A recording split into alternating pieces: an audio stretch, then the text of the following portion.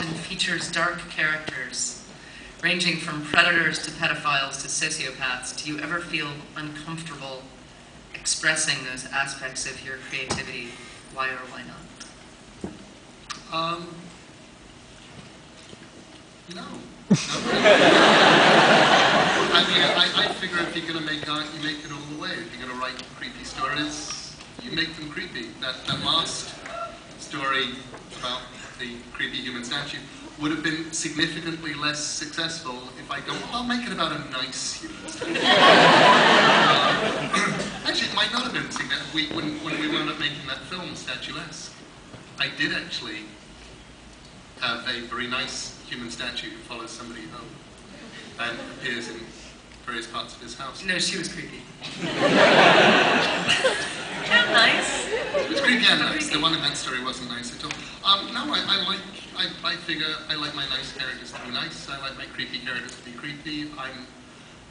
Do you think other writers or other people are afraid of being creepy because they're afraid of people judging them for just being creepy? No. I mean, I meet a lot of writers of various different kinds, and while it is always wrong to generalize, the horror writers are lovely. The horror writers are the nicest people you want to meet. They're funny, they're well balanced, they're lovely to chat to, and they get it all out in the paper. Humorous writers.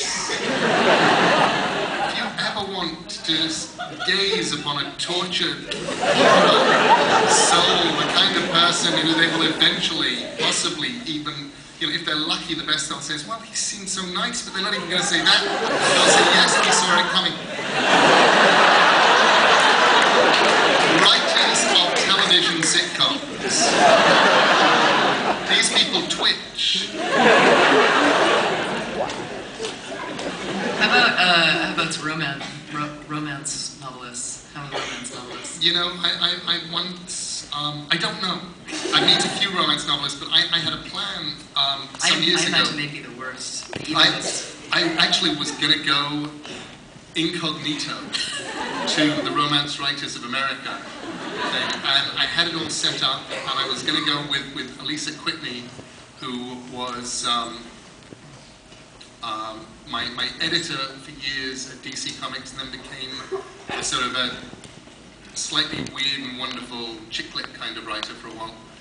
And I have a story in my head that I really want to write about a romance writer. So I said to her, will you take me? I'll pretend to be your husband or something, and I'll just follow you around very quietly. I thought you meant in disguise, like as a romance writer, like looking like Jackie Collins or something.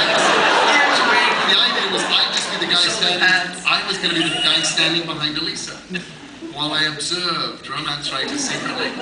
And we took so long to get the plan to happen that by the time the plan happened, she was going, they know what you look like. We will not fool anybody. So but if you wore the wig, and her secret lesbian lover. Hawaiian chic.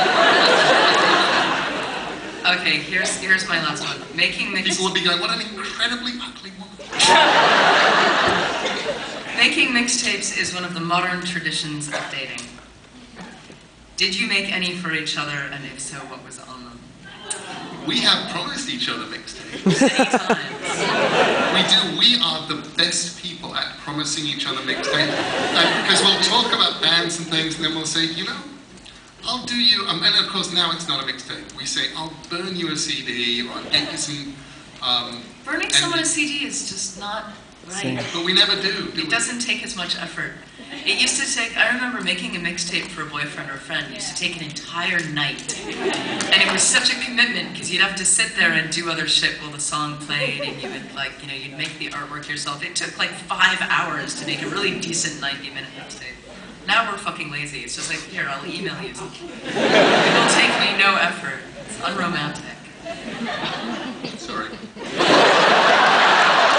Although, the good answer to that is we share music in a different kind of way, which is when we're with each other, Neil has actually shared probably more music with me than I have with him, which is ironic given I'm the musician, but he's actually a better music fan than I am, and he listens to more music than I do.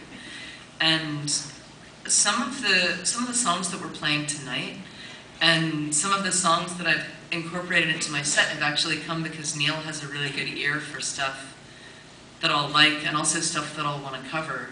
Because he just has this vast music library in his head, and he sort of tosses things my way, and I... Although a lot of them have come out completely accidentally. I've now learned that it is dangerous to sing a song to Amanda. Making Whoopee was a drive in Scotland, and we were driving and we were singing each other's songs, and I started singing Making Whoopee, and she said, "What's that? I've never heard it before." And I said, "What about that?" Sang it all the way through a couple of times, and was amazed a week later when she started a set with it. and one of the other songs that we're going to be doing tonight. That we are going to be doing now, if we want to do it. And one of the songs that we're actually going to do right now. Let's do it to it. That's it. Oh. That's true. Okay, then two of them. The next two songs.